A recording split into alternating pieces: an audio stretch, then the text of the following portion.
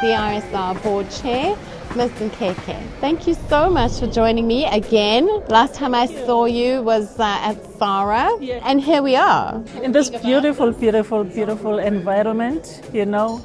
It took a lot of planning, a lot of effort for the team, but we appreciate that you are here today.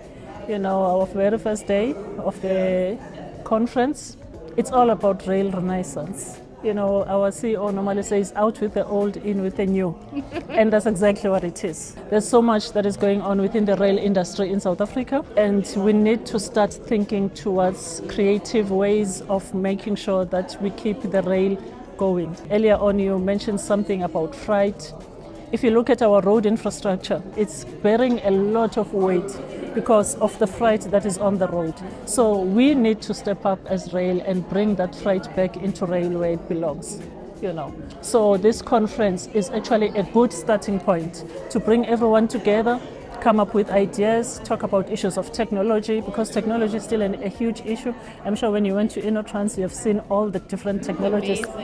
Amazing, all the different technologies that are still out there. Look, we have to be honest as well in terms of the challenges that we're still facing. You know, it's not all hunky-dory, good and everything else. There's still a lot of challenges, but the good thing is, for the first time, we are talking to each other. In the past few years, there were all these developments. This committee has been established. This one is at the presidency. This one is where.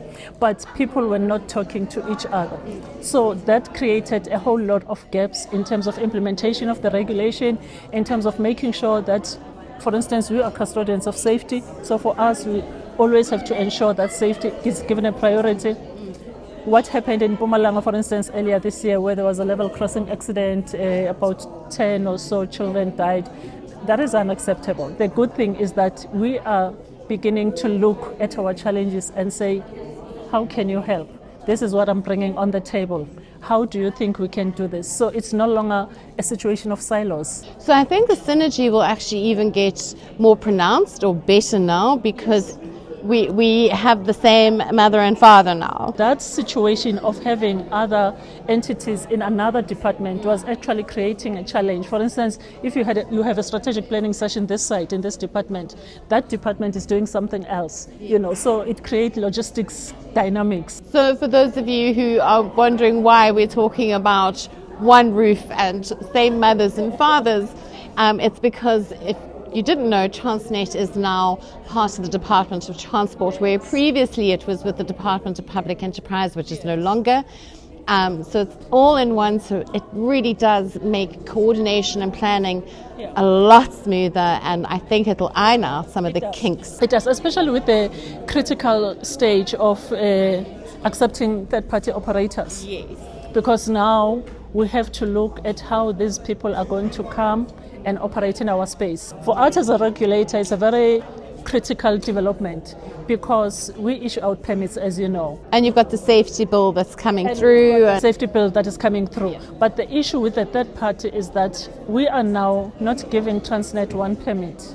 So when Transnet comes us to come and apply for the permit, they will say we're bringing 3 or 4 people that will operate in our network, but they also need permits. So those are dynamics that we need to handle. But we are ready as a regulator. We are ready. We've put our systems in place. We're looking at our organizational structure.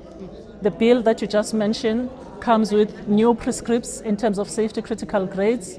Now we're not only doing compliance of the safety critical grades, but we're also giving accreditation to service providers.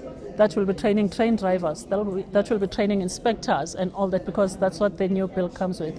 Hopefully the president will find his pen very soon and sign it. I'm hoping so.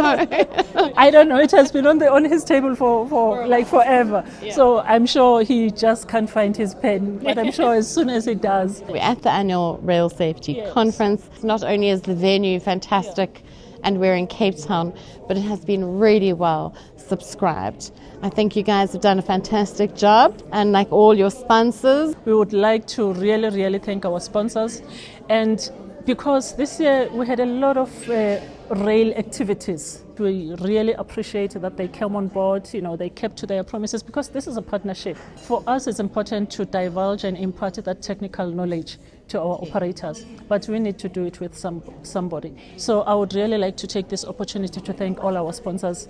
We do not take their support for granted. We really, really appreciate it. As you can see from the program that we have, technical aspects, issues of technology, issues of signaling, issues of human factors, really such a technical area. And some of these things, we overlook them, you know. So at least this conference is giving the operators an opportunity to look at other issues, human factors, fatigue from the employees, how do you deal with that? We benchmark, we share notes and all that. Impact on women, I always have to talk about this, you will pardon me. The rail environment, the impact that it has on women. This morning you were there when the train driver lady was giving her presentation. We shouldn't be listening to those stories in this era. No, and you're quite right. We should have moved on.